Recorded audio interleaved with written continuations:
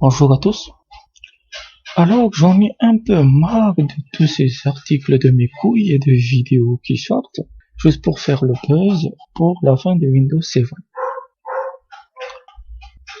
Donc, tu as le compte des crétins et des débiles profonds qui disent, comment passer gratuitement à Windows 10.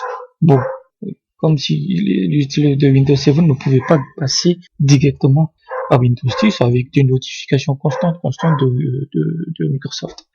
Et les seconds crétins, en fait, c'est les Linuxiens. En disant, ah, Windows 7, c'est terminé, il faut passer à Linux, C'est comme si on dirait des gens de l'UPR. Non, vous n'avez les deux, en fait, en tort. Et les deux comptes doivent fermer leur gueule. Parce que c'est l'utilisateur de choisir ce qu'il veut faire. Moi, je suis sur Windows 7, et je veux ni passer à Windows 10 et surtout pas passer à Linux. Parce que c'est un très mauvais conseil de le faire. Moi, j'ai été sous Debian pendant presque 3 ans. Ça marche, mais c'est aussi de la merde, en fait. Parce que à la surface, ça va marcher au départ. Ouais. Oui, tu peux installer Linux en 10 minutes, ouais. Mais il faut 10 ans pour apprendre à l'utiliser. Donc, comme Linux est un système ultra fragmenté, dans une distribution Linux, tu as des milliards de paquets qui sont souvent en conflit avec, voilà.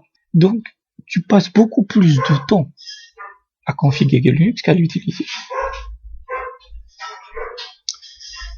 Donc, c'est un mauvais conseil, en fait. Oui, il y a Linux Mint, oui, mais alors, c'est la même problématique. Si Linux avait dû réussir sur desktop, il l'aurait fait. Et il ne l'aurait pas fait en janvier 2020. Il l'aurait fait dès la sortie de Windows 2010. Puisque Windows 2010 est fondamentalement un logiciel espion. C'est ce qu'il est. Tous ceux qui disent le contraire sont des cons. La télémétrie de Windows 10 est démentielle. Et ça n'a pas suffi. Et moi, j'avais couvert toutes les saloperies de Microsoft pour imposer Windows 10, les mises à jour forcées, les malwares, tous. C'était démentiel. Tout le monde a déjà oublié ça et passé à Windows 10. Parce qu'au final, c'est pas le système d'exploitation qui compte, c'est les éditeurs de logiciels. Si Linux était supporté par Adobe, par tous ces grands logiciels, en fait, même par les jeux, même s'il y a énormément de jeux sous Linux, mais il y en a 10% de tout le catalogue. Donc, vous êtes un escroc si vous demandez directement à un utilisateur de Windows 7 de passer à Linux, quelle que soit la distribution. Parce que déjà, c'est pas votre rôle, hein. Et surtout, Linux, ça s'apprend, en fait. C'est un choix qui est quasi moral, en disant, j'en ai marre des pratiques de Microsoft et je veux passer à Linux. Ça doit être un cheminement, en fait. Ce n'est pas une putain de mise à jour. Ça n'a rien à voir avec la technique. C'est une question morale. Et à partir de là, tu vas d'abord apprendre à utiliser Linux pendant des années. Il y a des gens qui adorent ça. Il y a des gens qui adorent bidouiller les systèmes de configuration, trouver des pilotes obscurs sur des vieux forums de merde, ce genre de truc. C'était mon kiff quand j'avais 20 ans. Aujourd'hui, tu as une informatique de consommable. C'est une informatique de consommation. Tu achètes un ordinateur et tu l'utilises dans les 3 minutes qui suivent. Parce qu'il y a déjà Windows dessus. En sachant aussi que l'expérience technologique des jeunes est en chute libre.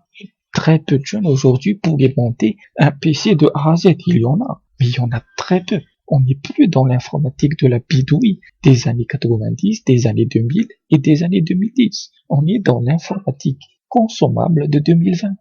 On consomme, on jette, on achète. Voilà. Maintenant, évidemment, Windows 7. Aujourd'hui, Windows 10, c'est à peu près 52% des parts de marché. Pas des parts de marché de tous les systèmes d'exploitation. Je parle des parts de marché de tous les Windows. Il y en a quelques milliards dans le monde.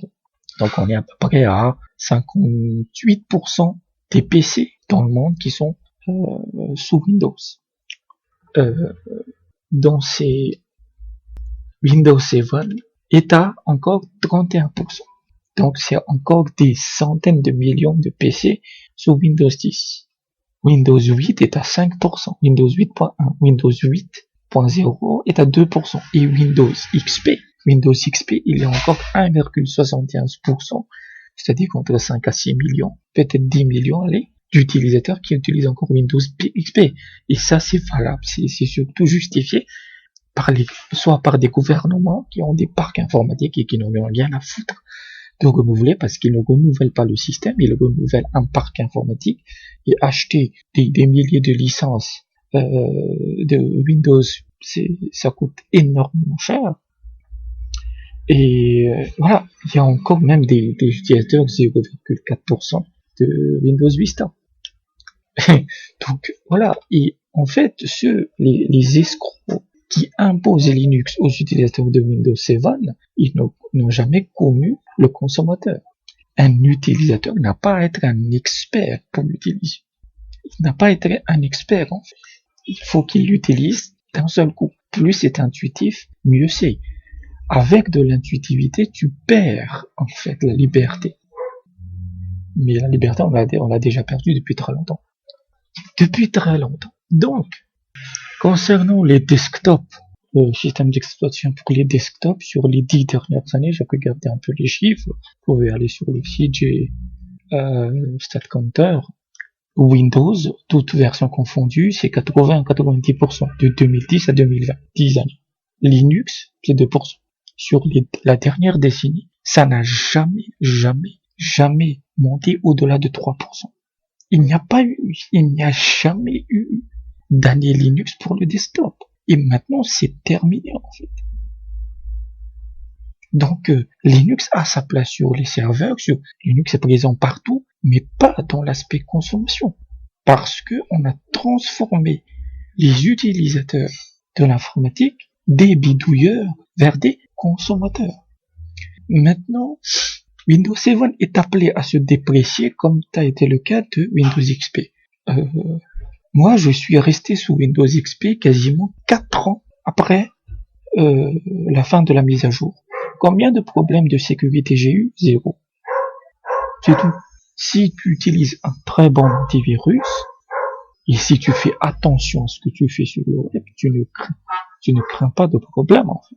Et même le concept même des antivirus aujourd'hui, c'est limite, quoi. Voilà. Si tu fais un peu attention, que tu fais pas n'importe quoi, tu auras peu de problèmes. Donc, en tant qu'utilisateur de Windows 7, quel va être mon avenir? Eh ben, je verrai. Je déteste Windows 10. Je hais ce truc. C'est un logiciel espion de la taille d'un système d'exploitation. Mais les probabilités que je passe à Linux sont encore moindres par rapport à celle de passer à Windows 10. Voilà. Et en plus, il paraît que tu peux avoir des trucs gratuits. Bon, Linux aussi est gratuit, mais au moins c'est plus facile. Pour le cas de Windows. Donc, il y a aussi, voilà, le plus important, c'est la compatibilité des logiciels. J'utilise énormément de logiciels qui ne sont pas disponibles sous Linux, ou s'ils sont compatibles, ils sont merdiques, puisque les développeurs vont toujours privilégier les versions, les systèmes d'exploitation qui marchent le mieux. Vous avez des versions de logiciels pour Linux qui sont catastrophiques. Donc voilà un peu ce que je voulais. Arrêtez, je le dis aux Linuxiens de mes couilles là, arrêtez d'imposer. C'est le moment, c'est non, il n'y a pas de moment. Vous n'avez jamais eu votre moment, parce que Linux c'est un système d'exploitation qui est différent par sa mentalité. C'est un cheminement personnel, en fait. C'est pas un truc que tu balances à la tranche de quelqu'un sans aucune formation. Ça s'apprend. Voilà. À la limite, je dirais passer sous FreeBSD. Voilà, si vous êtes vraiment dans l'aspect bidouille, parce que c'est une seule distribution, s'il y a 2 mises à jour par an, et c'est tranquille, quoi. Mais FreeBSD, même pour les Linuxiens, c'est parfois un peu trop dur. Donc voilà, à peu près arrêter d'imposer quoi que ce soit. En fait. Si des utilisateurs veulent passer à Linux, ils le feront eux-mêmes. Et vous n'avez pas besoin d'en faire la publicité. Parce que Linux est là depuis des décennies. Il y a tout ce qu'il faut, les guides, les configs, tout ce qu'il faut en fait. Vous n'avez pas à imposer en fait. Voilà, c'était juste pour ça. Merci et à bientôt.